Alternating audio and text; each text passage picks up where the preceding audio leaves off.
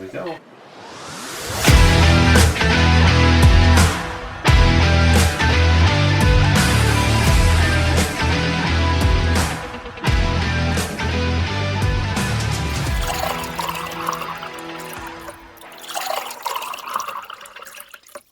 That's a fucking healthy pour. Thank you, sir.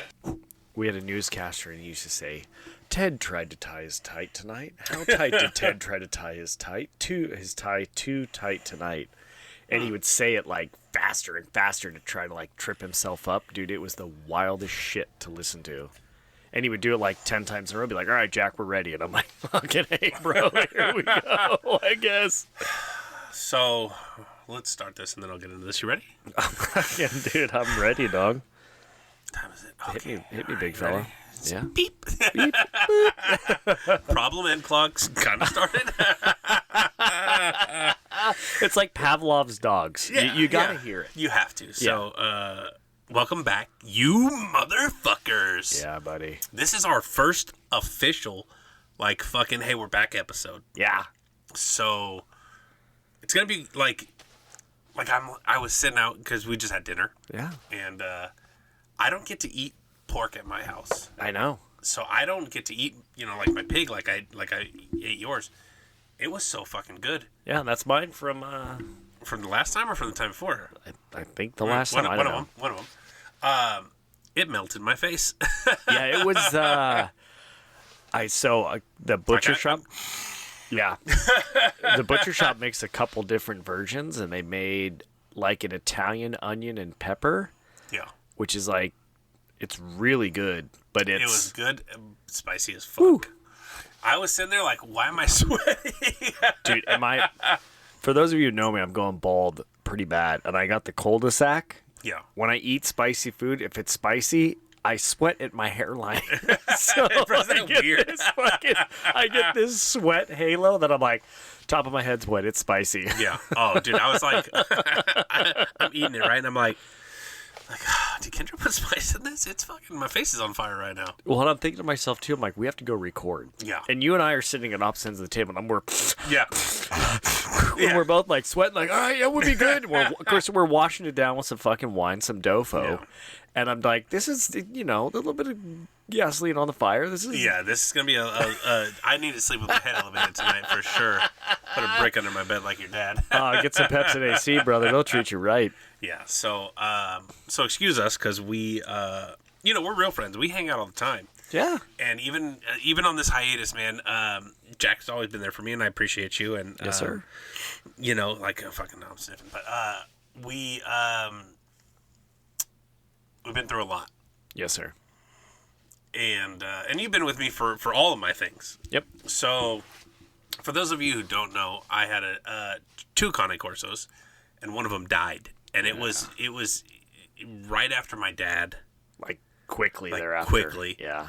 And I told JJ, like, I can't fucking deal with this emotionally. Mm-hmm. I need you to call Jack. And you came and you got her and you took her and you did the thing. And I appreciate that. Like, I appreciate how there for me you are. Sure. And I know that it's going to let you in. We're very close. Yeah. You know all of my things. Mm-hmm. And I like everybody else, I have things that I keep for me, right? Like because there's embarrassing things and things you don't want to talk about and things that there's a lot of things that you would perceive, though, to be embarrassing. Right. That other people might not, but you still, dude, I got mine, trust me. I got or like shame, right? Like you're ashamed of some things shamed. and there's that level of I'll tell you this thing, but I won't tell you this thing because I don't want people to look at me differently for this thing, right? Like right. I don't want to be judged. And I looked at it that way, and instead of fully reaching out for help, right? You keep people at an arm's distance because you don't want them to know all of your things and how fucked up things have gotten for you because you're dealing with so much shit. But you have to let them in. Yeah, but the other part of it too is like being a man, right? And, 100%. And your dad and my dad, and we love both our dads, and both of our dads are very loving, very understanding, very positive. Yeah.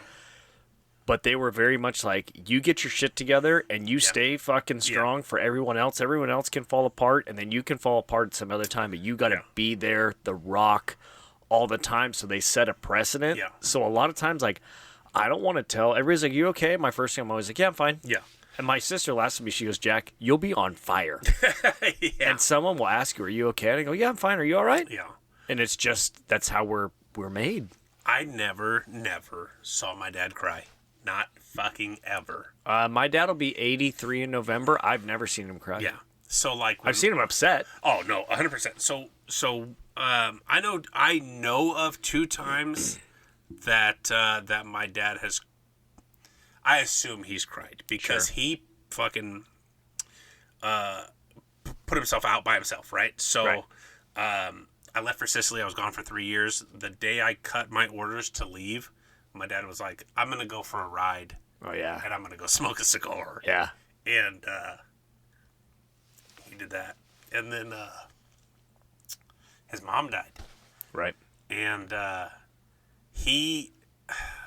my dad was the one who pulled the plug. Right. She had no brain activity. She was gone. She was down 10 minutes without oxygen. Ugh. She was gone. Yeah. You know, all the family was in the room. Everybody was a mess. And my dad was always that guy who held it together, right? Mm-hmm. He made the hard choices. And my dad said, that's why my mom put me in charge. Right. Because I am the only one who can make hard fucking choices. And I know that he cried to himself on the way home, but like at the funeral, nothing. Yep. He didn't talk. He didn't speak. I don't think that he could, you know. Right. But yeah, no, he never in front of me. But that's how they were like trained. And my dad was just so Kendra used to give me shit. Her dad died. Everybody at the funeral was fucking sobbing. Right. My sister-in-law's boyfriend at the time is a mess. Yeah. Everyone's falling apart. My dad and I, like, locked in. The whole day got done. And Kendra was like, you didn't get upset. And I was like, first of all, I had just started a new job. Ella was barely over a year old. Yeah. We were renting our condo. We were selling. We were staying with my parents. We were moving to another place. We had all this. There were 100 plates in the air, and then your dad passed away, which we knew was going to happen. I looked at her. I said, "This is not my time. Yeah. It's my time right now. Like you and your mom. Like I was going out making funeral arrangements, and getting a lot of stuff set up, and there were a lot of other people helping. So like I was busy, and I'm like, this is my time to like." Be busy and stay strong and get all this shit done, and you can have your moment, and I'm going to have my moment probably with you, Kendra, later when it's just you and me, but like now is not my time. Yeah. And you know, my dad died so unexpectedly, right? Like my brother talked to him the night before. Mm-hmm. He was fine. So I was a mess, you know, for all of that, and then through the funeral and things, and you know, my friends got me through. Right. Like, death is one of those things that you always wish you had more time. I wish I would have taken that phone call. I wish I would have this. I wish I would have that. You get the time that you get, and that's kind of what you get. Right. You know, and I missed a lot of my dad's life. I was talking to Zach, and he's like, hey, you know, kind of wanted to talk to me about, you know, my things and what's going on, because Zach was there, you know. And, right. We got to talking and having some drinks and like we had one of those very good conversations, very deep, you know, very brotherly conversations, and he told me I got the best of Dad. Yep, he did. I said, yeah. I said when Dad met your mom, he was in a place where he was ready to settle down and have a family. I said, it didn't work out for me. You know, Dad was young. He was a fucking knucklehead. I mean, like, we all have past, right? Like, my dad had a fucking past. My dad had his things, you know. It's all things that we don't tell our kids, you know. Like, I'm not going to tell my fucking kid, you know, the crazy things that I did overseas. No, hell, oh like, my God, no. You know, so you had a life. My dad was young. He had families young. And you know, for my little brother to come to me and tell me, like, hey, I'm sorry. I got the best years of Dad. I was like, yeah, but I was getting them too. Yeah, you got him on the back end. I got him on the back end. Yeah. I missed him on the front. but I was getting them on the back, and I was making up for lost time. Right. So moral of my story, man, is pick up that phone call. Take that call from your fucking parents, man. They're not here forever, and you don't know yet what the loss of them will do to you. It puts you into a fucking spiral. Especially unexpected, like, my dad just died. Like, he was here today and gone, like, he was just gone. He was gone literally, like, gone the next night, next morning. And it's so fucking weird, man. I took Zach to get a gun. We walk out of the gun shop. We are talking, love you, brother. He's my little brother. And I said, hey, man, why don't we all go to Tennessee? Why don't we just go surprise Dad? And let's just fucking agree right now that that's what we're gonna do. Yeah. And he was like, no, I like that idea.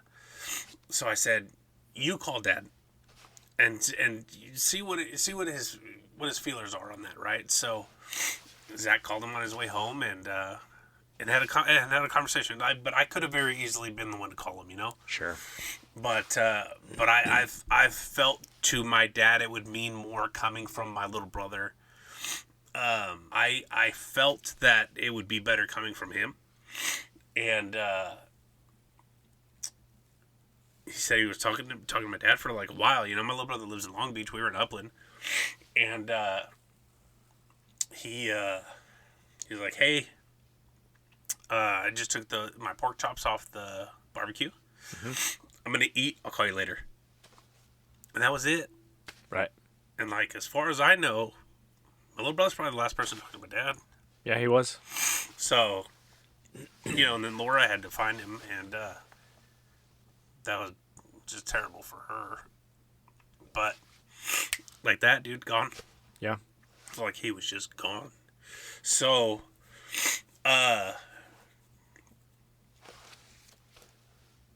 check in, man.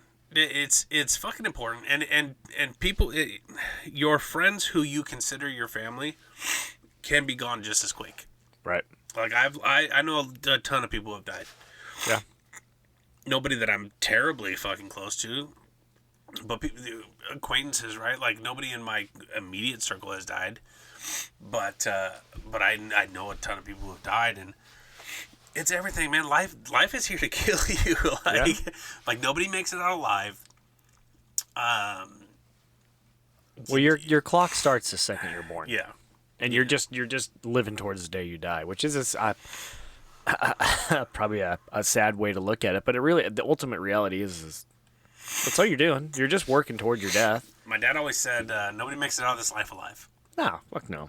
So now, right? Like now that my dad had cancer young. Right. I want to say my dad had cancer at 40. I remember being a little like it was before, so I'm 38. Yeah, I mean, like he had to have been at least in his 40s, because I lived with him at 14, so that's 24, and he had cancer before that. Like I was young. Yeah. I might have been 10. I might have been Hunter's age, and I think he had cancer the first time at 40, prostate. And he beat that, and then he had cancer again. Like, I mean, like my dad was a tough motherfucker. Yeah. But your body can only take so much. Oh, absolutely. So, man, like checking in on your friends is important, man. But so is taking care of yourself. Self-care is more important. And self-care is the hardest thing to do. It's easy to call other people. It's easy to be a sympathetic ear. It's easy to go, oh my God, I can't believe you're going through that, and to talk to somebody through that, but to be the one that actually reaches out and go, hey, I'm going through this and I need some help. That's hard. It's hard. Yeah. And I didn't realize that I was going to spiral. I didn't know it was going to affect me. Like, I figured it would affect me really bad. I thought I had 20 more years with my dad. Sure. It started me on a what is it called? Like where you self-sabotage, but like self-destructive. Self-destructive pattern of behavior. Like a very self-destructive, like where I was very angry. Like right. I didn't get over anger for a long time. Right. You know, and that's not healthy, man. That's not that. I always said like, no, I'm good. I still can't talk about it. Like right. it still affects me a lot, and you don't realize that you're self-sabotaging and pulling back and doing all of these things because you're on the inside. Right. Like anything in life, if you're on the outside looking in, you can see how damaging something is, a relationship or a period in your life or whatever. People around you can see the change in you. You don't. Well, you live it. It's like when you live with somebody and they're like, I've lost all this weight and you haven't said anything. It's like, I see you every day. I live with you every day. Let's pour this up. Yeah. This life is happening. You know, life is happening to you, but it's happening in real time. Mm-hmm. And you're right. There's no pulling yourself out of it too. No, and that's the thing is you can't pull yourself out because you don't realize how far you're gone. Oh no. That's the biggest thing that I took away from this, and it was you know, for me, I attribute a lot of it to my dad. But it was everything that happened to me after that didn't help. No, you kept getting... Bro, I kept getting fucking kicked while I was down, man. And well, it's funny. You bring up... So Callie was your conic horse that died. And I remember JJ sent me the text message. And I laughed. Yeah. Yeah. And it's one of those... Everybody has those moments where do you laugh or do you cry? I laughed and I was like, are you fucking kidding me? Yeah. Like, and then your mom's husband died. My mom's husband died a month almost to the date before my dad. Yeah, and so our joke was like, hey, we can't be friends with JJ and Jerett anymore. They're fucking killing motherfuckers. Like, I want to be around. Yeah, no, like, and I told you, like, hey, man, maybe it's me. Maybe we take a distance. Like, hey, I really value you, man. Fuck off. Yeah. We can laugh about it now, and you can. It's part of that healing progress. But you're right. You were in a rough place. Yeah. And it's sad being a friend to someone like that, and just having to sit on the outside and just go, I'm just gonna try to. Well, and bro, there was a help you out. There was a but point I don't know what to do because like you'd be like, I got pulled over by the cops, and they're like, of course you fucking did. There was a point in time, dude, where I was like, what's next? Like what? Like all right, what else can happen? Well, but then you get trapped in that mindset too. Right. Yeah. Is that when you're you're down and you're getting kicked, after you get kicked for a while, you're like, fuck it, let's go do it again. Bring it. Yeah. Bring it. Come on. And by the way, me and my mentality would be like, maybe I'm just going to get them all in right now. Yeah. Maybe you're just the world, give it to me, because then I'm going to have like 10 years of prosperity. Yeah. And you're going to leave me alone. Like, fuck it, just rain it on me. Yeah. Let me work through it, and then we can fucking move on with our lives. You know, and the biggest problem with all of the things that I was like, what can happen next? What can happen next? I'm still not done. Oh no, you still got a life to live. You're not even fucking 40. Yeah. You know, and I lived the worst thing that could happen to me, and then I lived the new worst thing that could happen to me. Yeah. So, like, when I thought I was at my lowest of my lows, life was like, nuh-uh. Almost. Yeah. Hey, don't worry. This is a new low for you. Here you go. Oh, read Dante's Inferno. There's 7 circles of hell. You can just keep going down and down and down till you meet the fucking devil himself. I'm waiting for him to just show me himself, because I'm at the point where I'm so done with all of the things and all of the negative criticism and all the negativity and all the things, and people will tell you who you are without knowing you. Right. And I'm now like I'm your Huckleberry. I'll be that motherfucker. Yeah. I'm a big dude. You do not want me to be the guy you're telling me that I am. Well, I promise. And but if this is the character that you're painting me out to be, let's go. Yeah, let's run it. I'll be that. You. It's very funny. You and I have had a lot of conversations with these. You're like, I think I'm just at the point where this is just who I'm gonna be, and I'm always like, no. It's I understand. I get it. Yeah. I do. Yeah. I get the mindset because my mind would go right there Yeah. too, and Yeah. be like, fuck it. Yeah. I'm that guy. I'm that fucking guy. I'm gonna be the best version of that Yeah. guy, which is a worse thing for you. Well, for but me, let's yeah. fucking go. Well, and it's. I'm telling you that I'm not that guy, and you're telling me, Right. fuck you, you are. Yeah. If I was, I wouldn't let you tell me this. like, trust me, if I'm the guy you're claiming that I am, I'm not scared of the repercussions that come with me whooping your fucking ass in the parking lot. Oh yeah, you're gonna tell me once, and then you're gonna wake up in 15 minutes and go, yeah, what happened? "Are those my teeth? What the fuck happened here?" Yeah. And I got there right where I was like, Right. I don't care. Yeah, fuck it. Yeah, if the world is gonna tell me like, hey, you're this guy, why not? If I'm gonna get in trouble for being that guy without being that guy, I might as well earn it. Right. like, It's funny you bring that up. I think that's the mindset that a lot of people have. yeah, I think a lot of people will fight and fight and fight and go, no. And then they'll finally go, you know what? I've had enough. I'm done. Yeah. They either go, I'm done, I'm tired, and they give up, or they go, I'm done. You're right. Yeah. Here he is. And Yeah. then they go, see, we told you. Yeah, see, and we then told you so. you've Yeah. fulfilled that stereotype, or you've fulfilled that persona that they projected on you. yeah. And then it's too late. And then you have become that Yeah, person. and now you're that, and you've proved their point. So a Right. lot of people will agitate you to get you to a point where you prove their point, right? Because they just want to say, gotcha. Gotcha. I knew Gotcha. it. I was Yeah, right. Yeah, I was right. So is that my fucking beard hitting this? I think it's me. I'm gonna make some noise here. I apologize, JJ. Sorry, JJ. But you know, JJ's very because I got to a very low point in life, Right. where I was like, I will fucking not care. Like, whatever.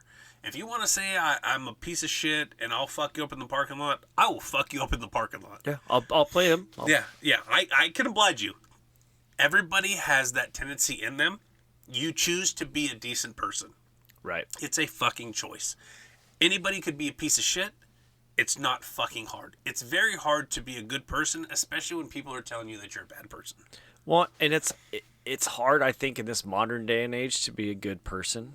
It is getting more difficult by the day. Yeah, because every time you're the good person, if you stand up for somebody's rights, like nowadays, think about this. Think about you're out somewhere, a guy slaps his girlfriend, and you step in and anchor that motherfucker. As you should, boys. As you should. You should never fucking put up with that. Yeah. But you anchor this dude, you are going to be praised by some. Yeah. But chances are you're going to be more condemned by others because Yeah. they're going to say, well, you're just treating violence with violence. Oh, his toxic masculinity Yeah.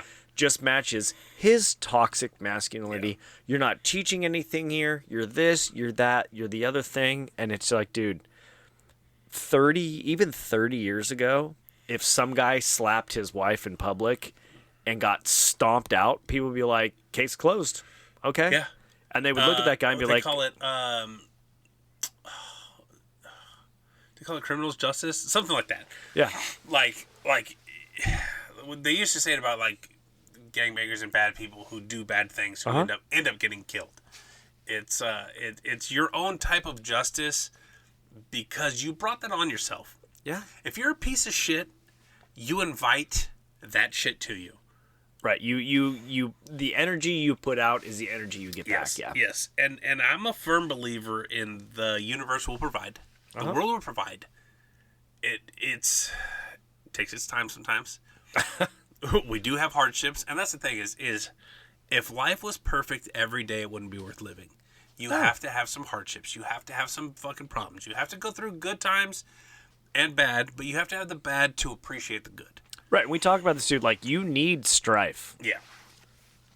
And I've had my fucking share, man. I'm ready. You've had a bunch. I'm ready to be on the fucking other side I of think this. your books are unbalanced. You're in the red. You need to get back into the black. You got to fucking even her out. Yeah, and I hope good things are coming. Here's the thing, man, is people can only lie about you so much, and they can only put you down so much before the truth comes out. Right. And there is a truth out there, and it's your truth. And as long as you stay true to yourself and you don't take that bait, because trust me, I can tell you, I'm the first motherfucker who's like, I'll be that guy. Yeah. It's not fucking hard for me to be that guy. So what a lot of people don't know is, my brother was in prison, in case you didn't know. Yeah.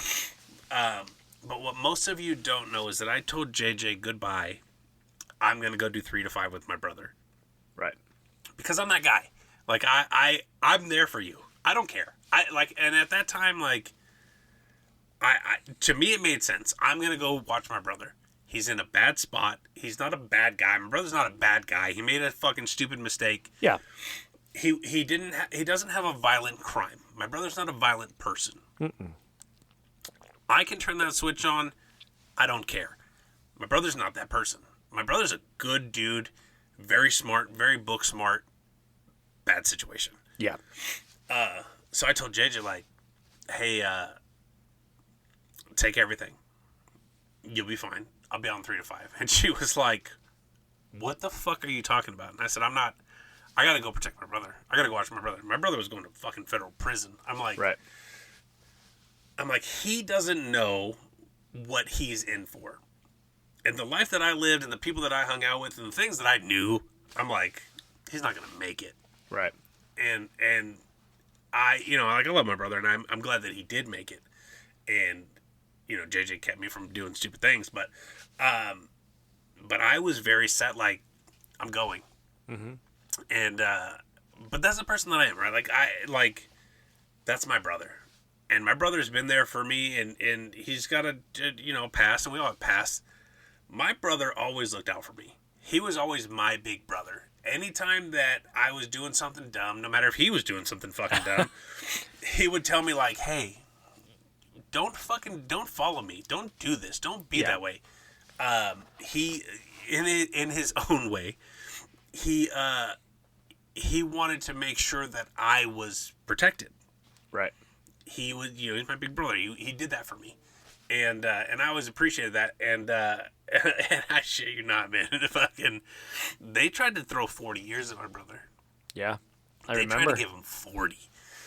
And, and I told JJ, like, I won't do 40. No. Like, I can't do 40. I said, but they reduced his charges. And my thought process was, if I can be with him for 3, I can set him up for whatever he has left. Right. So JJ wasn't fucking having it, and I don't know if I've ever told Jeremy that I I'm leaving. Like, my mind was made up. Like, You're already there. yeah, no, my brother, but like the way that I was gonna do prison versus the way that. I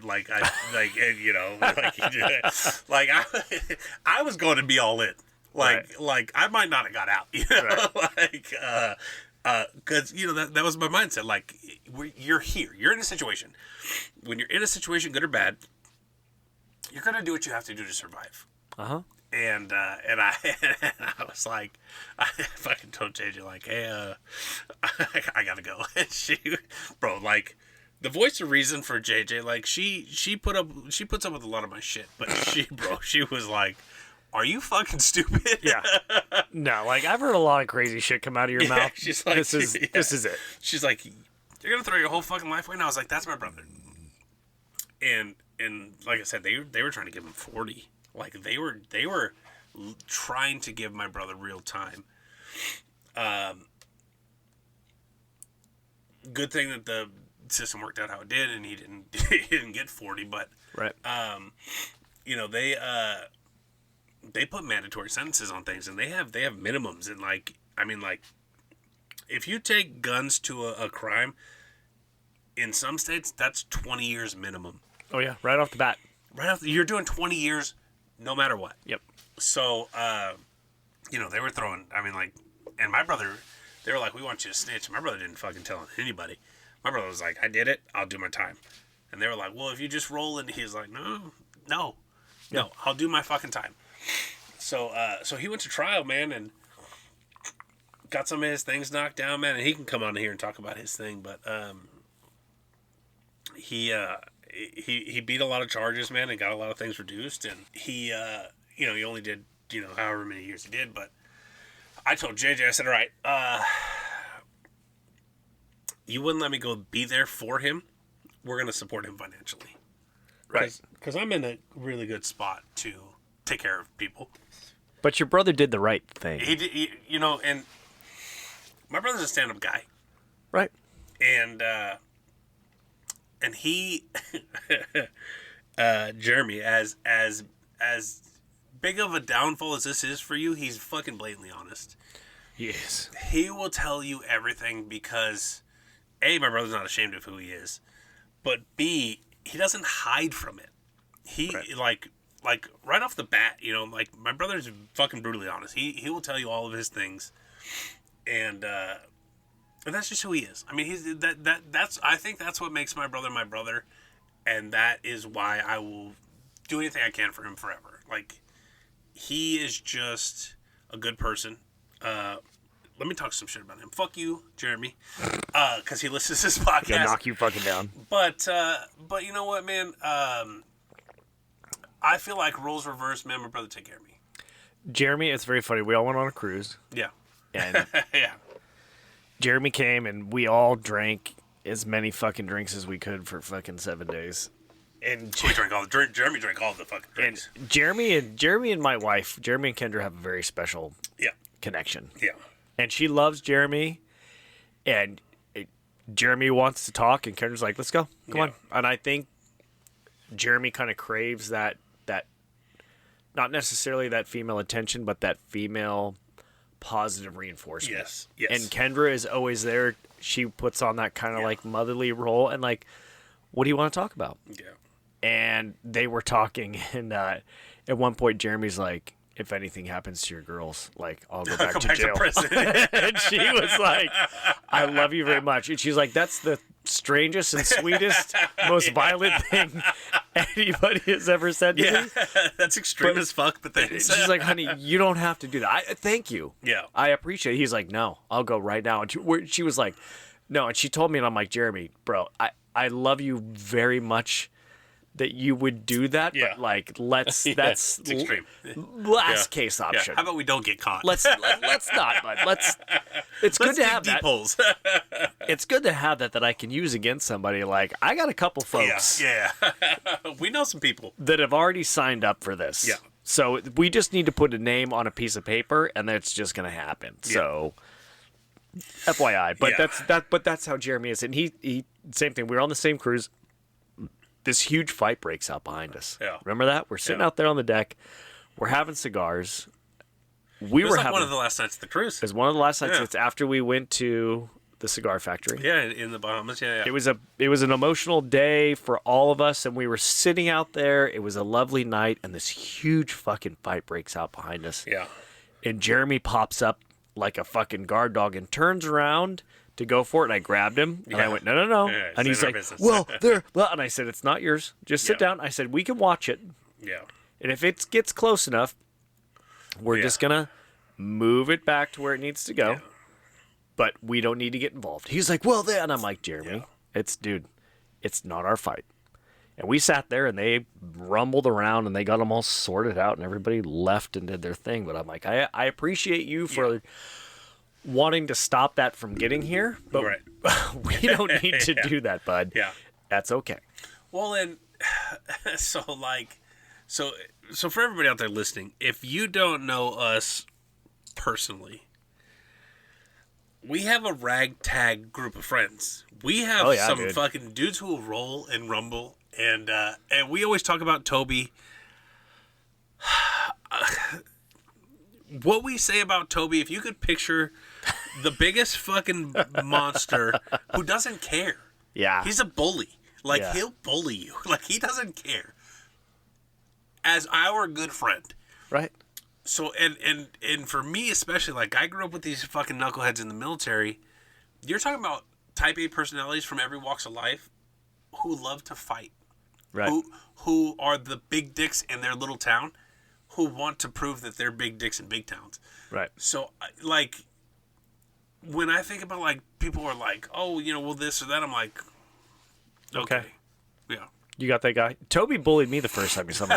Those of you who haven't seen me, I've got like a red beard with some blonde in it, and he was like, hey, bud, I like redheads. And I said, I will fucking kill you. Yeah, well, you're getting shot. And he kind of looked at me, and I was like, at that point, he was like 300 pounds, like 6'5". I'm like, you're the biggest person I've seen in a long time.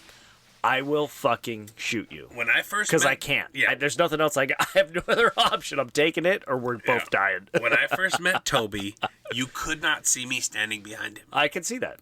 Like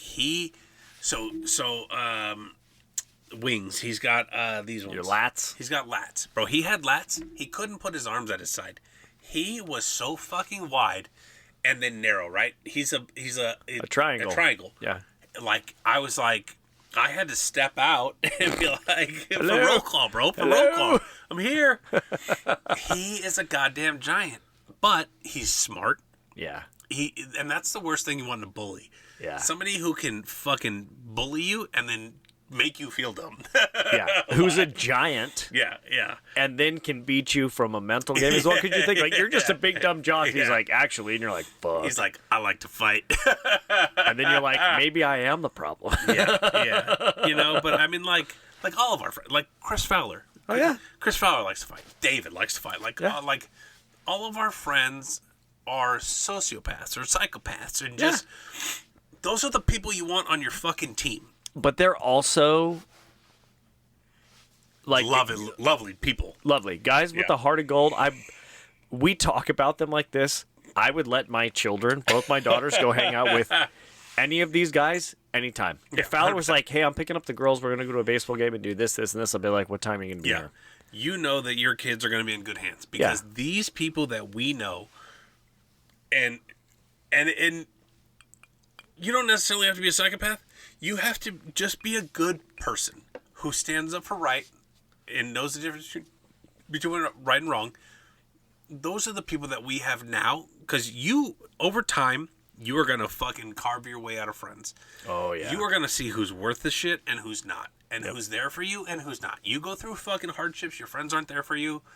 You realize very fast why people are around you. When you go through phases, right? You're all around the same age. Let's say, 25 to 30, 32. Yeah. Everyone's getting married. Yeah. So you have all these wedding friends and married friends, and you all get married, and then you all start interacting as couples, and then you go, oh, I had these 10 friends, and we were all fucking great, but now that we're all coupled up, I can only stand about 3 or 4 of them. Yeah. And then some of them cycle out, and then you have kids, and then you're like, I can handle 2 of them, but then you meet other people with kids, and it's all cyclical. You do sports and you do events and you do things, and if your kid's on a team and you can like 2 of the fucking parents with kids on the same team, you're doing fucking well. Yeah. Like the first soccer team that we were on for Hunter. I was like, I told JJ, I'm like, I won't hang out with any of these fucking people. I haven't met anybody on Charlie's soccer team right now. Yeah. And maybe I'm just at that point where we laugh about all the time. Like, friends is full. Our friends list is full. I don't want to fucking hang out with any of you. I'm sure you're all lovely fucking people, but I'm sure in your own right, yeah. I don't care to get to know you because my friend list is full. Well, and JJ, so JJ's like, well, you're always outgoing and this and that, and why are you so quiet? I'm like, because I don't want to fucking know them. No, I don't. It's exhausting. It's exhausting. It is exhausting trying to carry conversations with people who can't carry conversation. Right. And I won't do it. And I refuse to do it. I'm at the point now where I'm like, I don't fucking care. Yeah. Like, it's awkward silence. Tough shit. I don't fucking care. Yeah, you as the other person that walked into the situation, don't make it so fucking awkward. Yeah. Carry the conversation. Yeah. Bring something to this. Right. Like, and that's the thing is like, you know nothing about each other. And I'm a sales guy, man. I could talk all day. So my therapist was like, you're a very personable guy. Because I see a therapist, and I recommend anybody who's going through some shit to see a therapist. I'm not, it's not a bad thing. Don't look at it as a mental crutch or a this or that. It's somebody that you can tell all of your things and you can bounce your ideas off of them if you don't want your friends to know your things. Do not look at it as a bad thing. So I talked to a therapist, and and I feel like we have more conversations just about like fucking nothing than anything that's bothering me. And I laughed. I said, I feel like this is therapy for you too, like it is for me. And she was like, yeah, no, 100%. It's great to have a genuine conversation, but then you break down problems and you throw some other things into it. But it's a conversation that you can have with somebody that at the end of the day makes you feel better. Because you can get things off of your chest that you might not tell your wife or your friends or people who are intimately close with you, because you don't want them to judge you, or you don't want them to... At the end of the day, you can stop seeing your therapist tomorrow. It doesn't fucking matter. Right. You could tell them anything you want. And if you don't like the outcome of the conversation, you never have to see them again. But that's part of like reaching out to your friends, like we were talking about earlier, reaching out to your friends and asking for help and being a good friend is that a lot of times you can sit there and start having a conversation with somebody and you can work some kind of clinical aspects into it, and you can extract something from them, and you can make them feel better without it being in an institutional setting. And that's a lost art. What a lot of people do is like, hey man, what's going on? Like we sit there, hey, oh, how's work? How's this? How's it going on? And you talk about a lot of superficial shit. You have a glass of whiskey, you have a glass of wine, you do something and you start to loosen them up a little bit. And then you gently kind of start to take them down a path, and what they don't necessarily realize is that they're going down that path. And the same thing that we said earlier, if somebody reaches out to you, they're going to start to talk at you. Yeah. And you're just going to have to sit there and be like, what the fuck? And it's going to be, it is a rambling fucking journey, going somewhere. And you eventually are going to have to get to a point where you're going to go, oh, this is where they wanted to end. Right. However, this is the fucking path they took to get here, and it's long and fucking winding. So, to your point about, picking up the phone when your parents call, picking up the phone when your friend calls, something like that, they're gonna wander. They're gonna get there eventually. Yeah. Land the plane. And in your mind, and I do a lot too. Like oh come on. It's funny you say land the plane. I think that I'm like, dude, land the plane. Yeah. Let's get there. What's the point of this conversation? I got 87 other things going on. I'm doing this. I'm doing that. Sometimes people just have to take you on that fucking journey. Because that's their best way of getting you there. You can't see it, but Jack just pulled a bra to open the door. We're literally in the closet, motherfuckers. I know, we're not Boba the podcast cat. We got Murphy, the dog. The fucking dog. But yeah, that's... It's hard for a lot of people to just open up and just tell you the thing. You know why, man? Because we're so concerned about how we will be perceived. Yeah? That is the thing, is we, as people, are so conditioned now to give a fuck what anybody else thinks that we will fucking bury our sadness and our sorrows and our problems to not be judged by other people. And what you don't understand is that if your friends fucking care about you, if they're your real fucking friends, they're not going to fucking judge you. They're going to be there for you and hear you out and do all the things that friends are supposed to do. And if the people that you're hanging out with are taking your sad times and making fun of you and talking shit about you, hi, Murphy. What, dog? Those aren't your goddamn friends. Right, but I also think a lot of people... It's easier for them to take on somebody else's baggage than to bear the weight of their own. 1,000%. It's easier. I'm not gonna lie to you. It's easier for me to be there for somebody going through something than to open up about what I'm going through, because I feel like I was put on this fucking earth to help people. I feel the same way, but I think for a lot of people, it's like grandparents. Grandparents go, "Oh, I love being a grandparent because I can take your kid." Yeah.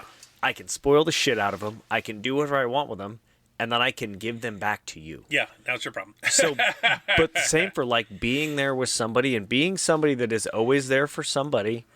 You can always be there. You can always carry their weight, and at the end of the day, you can go, my heart breaks for them. Yeah.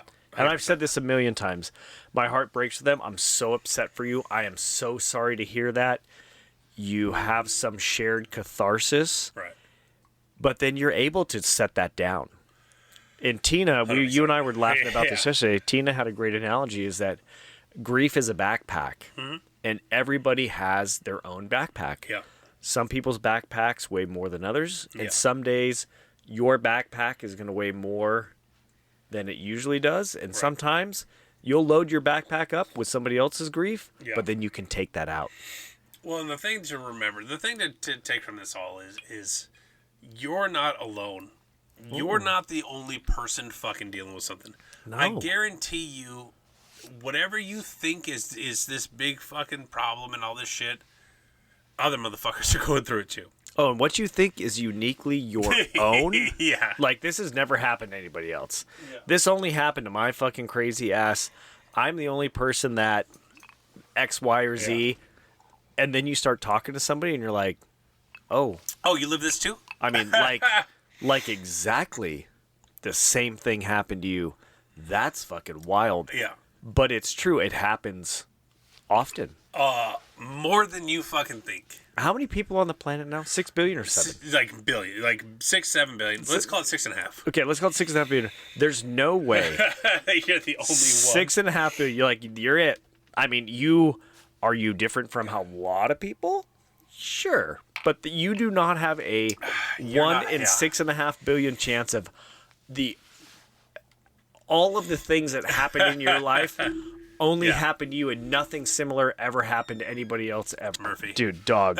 He's in and out, in and out, in and out. Are we done, Murphy? Fuck you. Figure out. I think the ladies left, and you. He's lonely. He's like, hey, boys, Or we're you- all in the closet. Yeah, we're all in the closet now. Come out of the closet down here.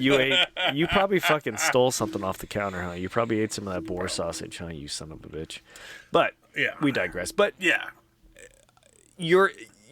you would be surprised at how many people have a shared situation in which you're in. Right. And you're right. It is not. No one else, probably that we know, their dad died, and then their cane corso died, and then their mom's husband died in rapid succession. Right. Yeah. But there's somebody who can relate to loss that quickly. Yeah. And they had, hey, this died, this happened, and then this happened. And it is a shared enough catharsis. It is a situation that's unique enough where you can talk about it and you can both benefit from the conversation from it.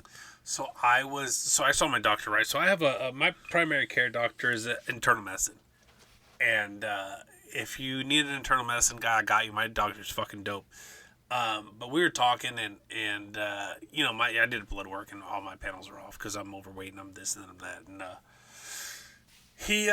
so we started talking. I started talking about how my dad had prostate cancer, early and blah blah blah. And he said, "Is your dad still with us?" I said, "No, he died." And he said, "Okay, well, how old was your dad?" I said, "He was 68." And he's like, "Oh, I'm sorry to hear that." And then he gets into his story on he takes cholesterol meds. Mm-hmm. Right, because like a Lipitor or a statin. Yeah. He's like, because you get plaque buildup from whatever, from life, and he's like, you take this pill and and you don't get plaque buildup. So we're talking about that, and he goes, my mom died of a massive heart attack from plaque buildup at 63. Mm-hmm. So I'm like, you know what it is to have your parent die young too. Right. Like when you're at an impressionable age, you're in your 30s. Like you still very much. I don't care who the fuck you are. In your 30s, you still very much need your parents. Dude, I'm 44. I still need them. I say shit. My dad's like, maybe you should do this. I'm like, God damn it, he's right. Bro, I called my dad for everything. I'm like, hey, I need advice on this. What would you do here? You know what? A lot of the times, man, I knew the answer. I wanted his reassurance. Mm-hmm. And that was. If I thought one way and my dad said the other, that was the way I was going, because he had more logic and life experience and things like that, and I would tell him, like, okay, explain, like, why that instead of this, and he would be like, well, because X, Y, and Z, and he would break it down for me, and I'm like, I didn't even think about that. Right. But there's a lot of times, I can't tell you how many times, like, I've been working with my dad on a project. Yeah. He's like, I can't figure this out, this fucking thing, this. And I walk in and I go, just do that. Yeah. And it's a super simple solution. And you look at me and go, I never fucking thought about that. So I'm like that, right? Where I'm very like, I have an idea. I don't know how to get there. Right. But I'll give you an idea. Hey, would this work? So I would bounce it off my dad a lot, and he would be like, okay, well, let me tell you what's wrong with that. You got to factor in X, Y, and Z, right? So I work in shoring, so I'm like, hey, there's a better solution. There's a this and there's a that and there's a. You do things for long enough, and what I do is very archaic. It's very nothing's changed. Right. It's the same. A road plate is a road plate. A shore is a shore. A box is a box. They're not reinventing this fucking wheel. But I've been like, how do we shore a 90? How do we do this? How do we do that? And kicked ideas. And I'm not an engineer. Right. But I'll give you a fucking idea. And you send that to fucking somebody smarter than me. And tell them, hey, we need this to fucking work. This is your fucking job. Make this work. So I would bounce a lot of that shit off my dad, man. We work together. That's why I do what I do. And he would be like, no, that's a great idea, but here's why it won't work. Because of this, and because surge loaded, because this. He had the experience and the knowledge in life, not just in my job, in life, because he had tried and failed and tried and failed and tried and failed. And he had already been through all of the fucking things that I'm trying to go through now. That is why your parents, whoever the fuck you are your greatest resource. Oh, yeah. Because they know everything you don't. It's Kendra and I are at this point now with our kids, too. Our daughters are 14 and 10. Goddamn, Ella's 14. Jesus Christ. But we tell them things, and we're like, listen, what you are doing is what I did at your age. Yeah, I know better. And this is how it all went sideways. Yeah. And this is how it all got fucked up. And in our adult minds, it is so logical Yeah. that I'm just going to tell them, and they're just going to go, uh-huh, and then make the change. And we tell them, and they don't. And then I get fucking frustrated, and then I have to sit back and go, I was the same way. Same way. Yeah. I was the same age. I'm going to let's have some tough life lessons. I'm going to tell you the right thing and be like, this is what you need to do. Yeah. And if you don't do it, I'm going to go, okay. Yeah. And you're going to fall on your fucking face. Life and then you're lessons going to are come taught back. hard.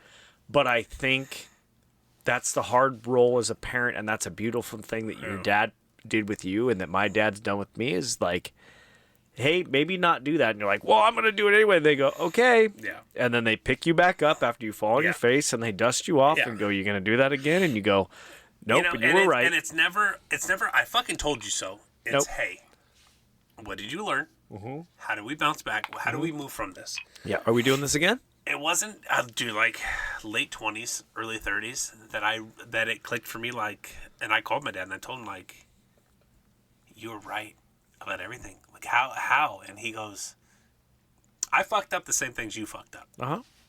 He said, I wanted you to benefit from my fuck-ups, but you have to experience life. Life lessons are taught hard.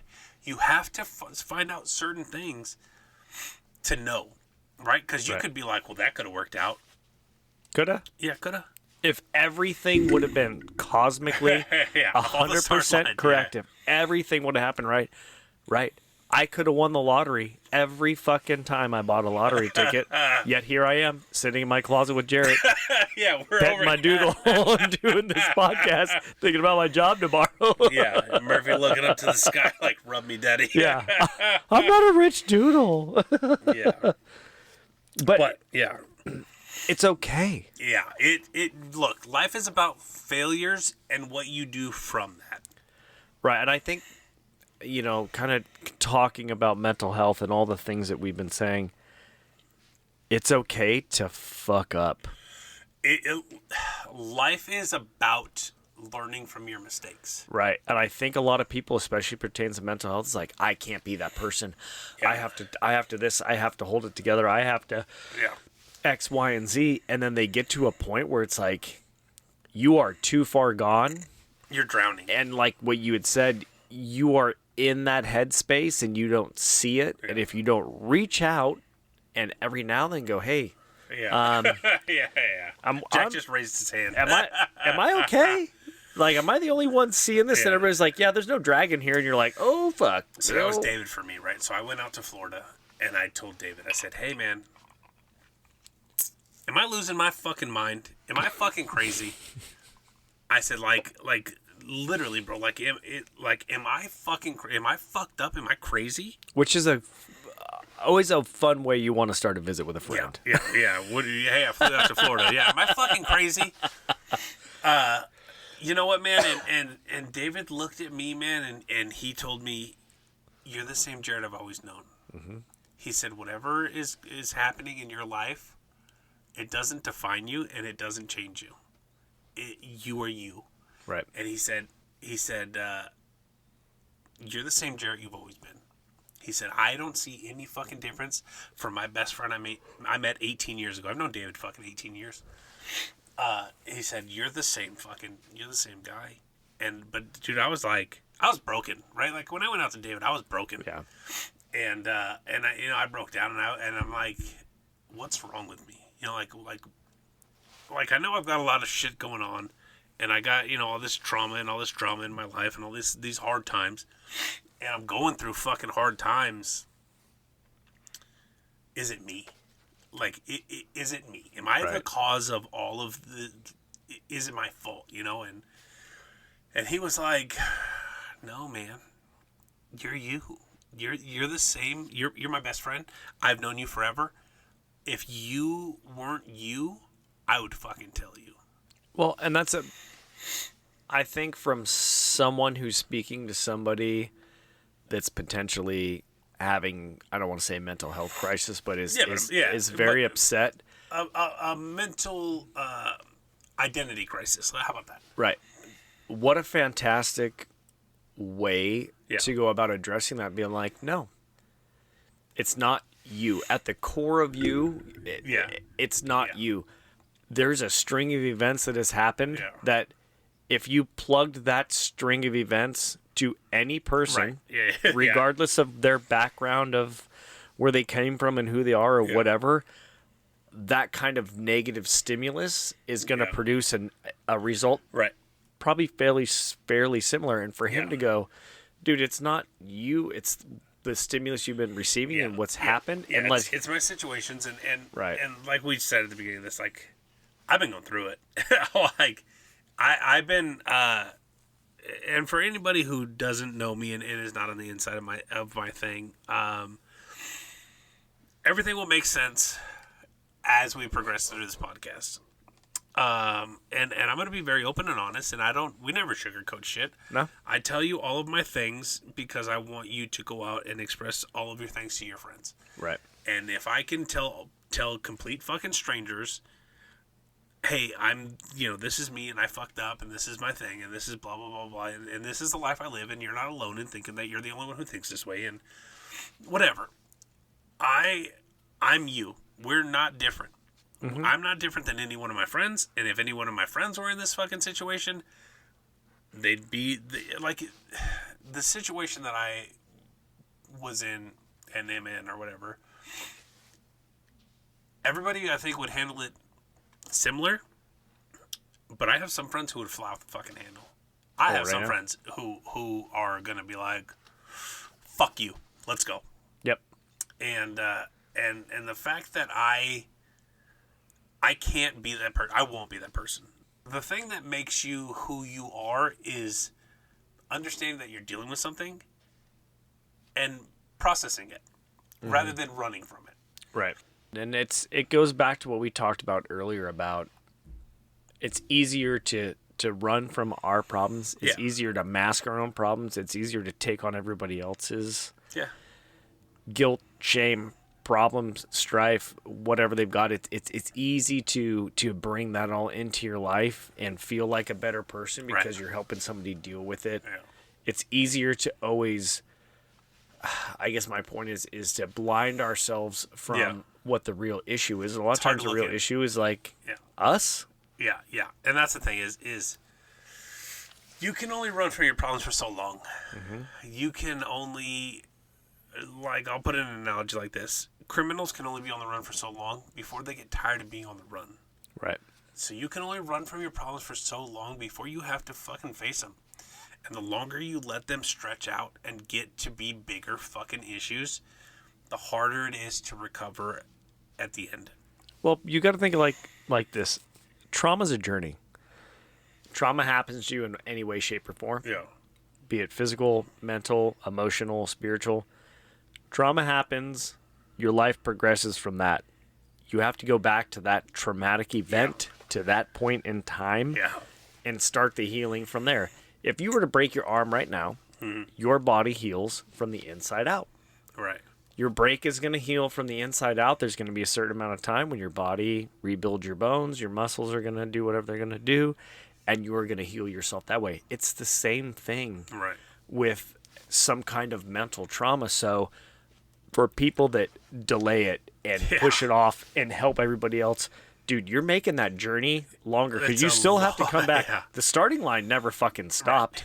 You tried to move it. It's still fucking in the same spot. So you still have to come back to it and then go back through that fucking journey. Yeah. Don't be afraid to get back to that starting line and go, yeah. let's put in the work. Let's do what we need to do. Let's talk to the people we need to, but let's look at the problem at hand.